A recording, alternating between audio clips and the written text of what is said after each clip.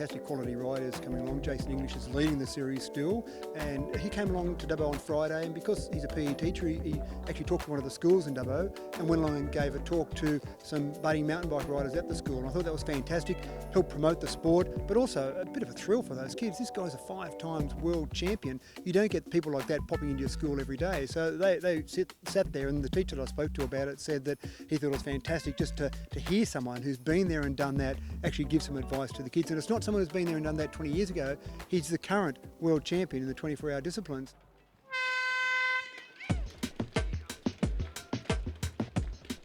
Part of the idea of this series was really to get people from metropolitan areas out to regional areas, because we believe that if they come out and look at these areas, they'll be very impressed. And people are saying that they'd heard about a Dubbo, or they'd heard about an Orange or a Bathurst, but they'd never actually had a reason to go and visit. This series is giving them the reason to come and visit these places.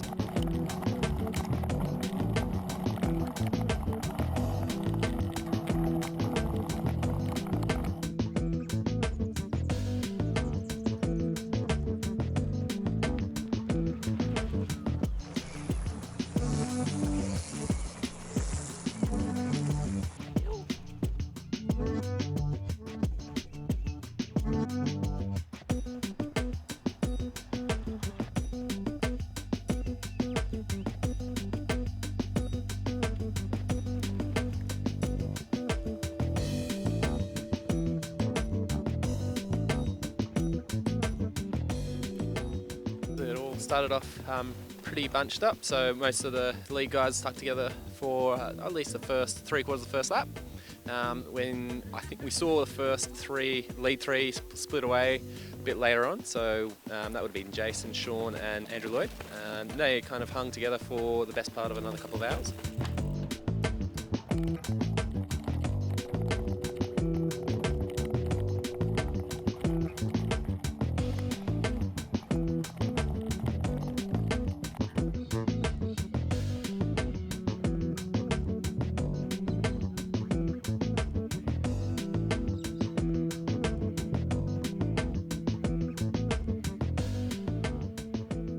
Now we're just starting to see Andrew fall behind, and now there's a real battle for first coming between Shaun and Jason.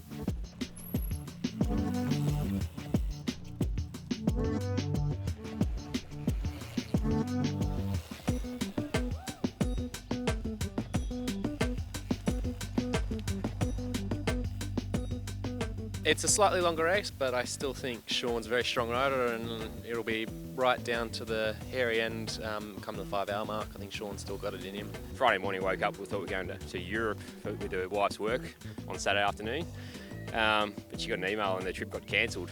And I was going over there just to look after our baby. So yeah, instead of being in Chamonix, I've come out here to Dubbo. Good morning, Mr. Ward. Morning.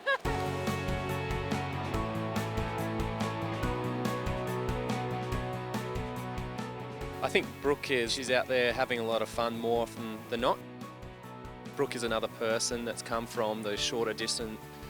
That's where she specialises, and now she's she's seen a bit of appeal in this longer racing, and now she's trying to basically fend off some of the veterans in these sports, people like Liz Smith and Eliza Kwan. Did you get him running?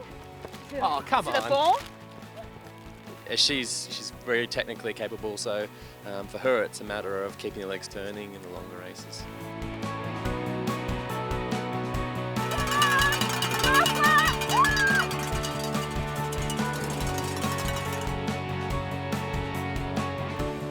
The Dubbo duo who were racing today, they were actually, Paul was actually the first rider through, so he had an almighty start. So we've pegged them back, and I think there's about 30 seconds in it, so it's like nothing. So really close.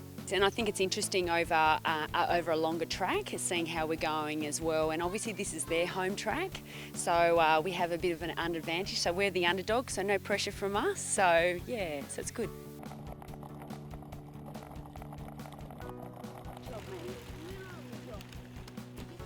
It's a bit of everything. It's a bit of flowing, a bit of uphill, quite a few rocks, but yeah, no, a very good course. It's shaped up really well after the rain that we've just experienced, but we need the rain as well. Yeah, it's nice. It's good. It's forever changing. You know, 1 minute you're going, some nice flowy single track, and then the next minute you're going up some rocky sections. So yeah, it's always keeping on your toes. There's lots of cool little dippers. There was a couple of doubles, big berms. So the club's out there, building the trail by hand. And they take a lot of pride in what they're doing. And there were quite a few sections that were really worth looking forward to. All the feedback that I heard was people really loved it. It's got a good lot of variety in it. I think some harder technical sections, some easier flowier sections, a lot of interest in the track. So it was good to get that really good feedback because it's only a pretty new track really. So it's good that people enjoy it and hopefully they'll be back.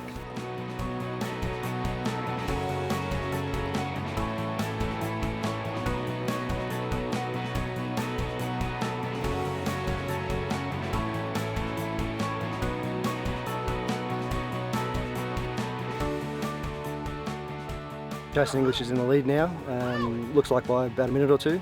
So this last lap could be quite interesting with Louis right behind him.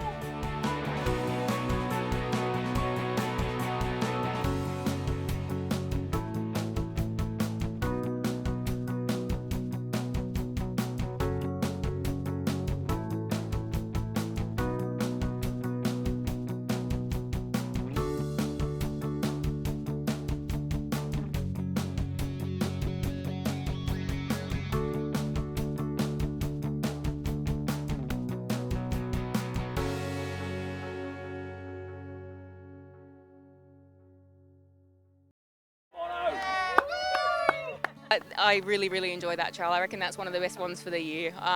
Sweepy descents, a few too many rocks, but good fun. And it was really deceptive on the backside. I think it's quite switchbacky, and I was just waiting for Liz to come past me because she finishes so strongly. And we passed each other 4 times at the same section coming, and the first time I saw her I thought, oh gosh, she's right on me, but because she's just such a strong finisher. But I managed to hold her off, which I'm a bit surprised about. And a tough battle, and as always, the girls are good fun to race against. It was pretty tough. There was a little bit of everything. There was rock gardens, there was gullies, there was rocky descent, so it was good fun.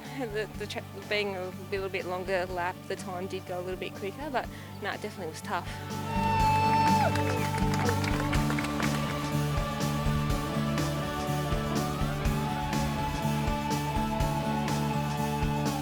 Yeah, it was a very tough day. I knew for me today 5 hours was going to be a long time to get through it, and I was trying to tell myself not to go too hard too early. But on the second lap I got a bit of a gap to Jason English, so I pushed pretty hard there to try and keep the gap, and it took me about a lap or so to close it. And then when he did, he went again, and I put the pace on, and it's like, oof, this is hard. Just able to match that change of pace. But then, after 3.5 hours or so, he put the pace on again. I just had no answer. The legs are empty, and he was making the climbs look really easy. I thought with 2.5 hours to go, Louis is quite well known for being a cross country and marathon rider.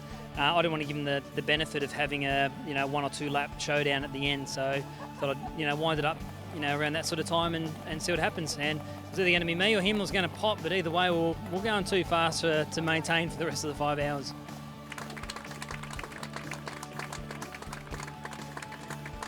It was a tough day today, and we thought we were going to get done, but we came through in the end. We've been training really hard, and I think we're a couple of tough old dogs. So I know we've got a pretty good strategy, and we know how each other are feeling. So I think we're pretty race prepared. I would have loved to have come first on the home track, but just really happy that we finished so close to the Pollux actually, and it's just really great to be able to race your home track. It's just it, and it's just fun, and the support's been great. So I managed to stay here for a couple of nights. So Friday, Saturday night, we got to go to the zoo a couple of times and sort of check out the town, and that's sort of been one of the highlights of the Evocities, to check out all these towns that normally wouldn't, and to be able to bring the family is just a big bonus for them to be able to hang out with me rather than me escaping on the weekend and leaving the daddy daycare up to mum. Oh, I loved it. I wouldn't want to do a lap today again, but maybe tomorrow. There was enough man-made berms and whatnot to make it a real fun and safe track, but then there was enough rock gardens, and then we're riding along the river that made it like a real mountain biker's course. So it was a real challenge for 5 hours. Now with the Evocity you go to these country towns and explore them and see new tracks, and maybe you come back in the future.